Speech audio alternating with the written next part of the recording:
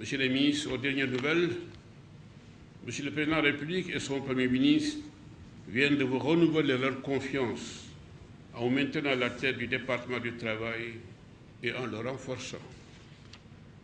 Je saisis donc l'occasion qui m'est offerte pour vous féliciter et vous réitérer, en mon nom et au nom de l'ensemble du CNDS, toute notre disponibilité pour vous accompagner dans la réalisation de votre exaltante mission. Monsieur le ministre, Mesdames, Messieurs, pendant de nombreuses années, le problème de la représentativité des organisations professionnelles au Sénégal n'a pu être complètement résolu. Alors que le mode de détermination restait inchangé pour les organisations d'employeurs, celui des centrales syndicales a connu une évolution. En effet, à la demande des travailleurs, les autorités ont modifié les dispositions en vigueur pour introduire la voie électorale comme mode de détermination de la représentativité des centrales en lieu et place des enquêtes administratives jusque-là en vigueur.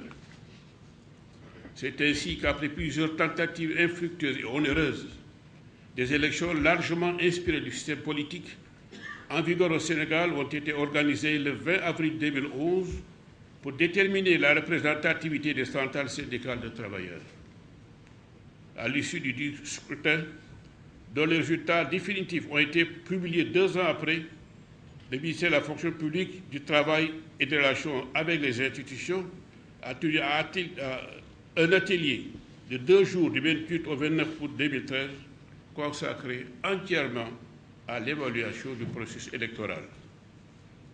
Malgré un faible taux de participation, les premiers enseignements qu'on peut tirer sont assez révélateurs. Il est aisé de constater que sur 18 centrales ayant participé au scrutin, 9 d'entre elles, c'est-à-dire la moitié, n'ont pas obtenu 1% des voix exprimées sur toute l'étendue du territoire national.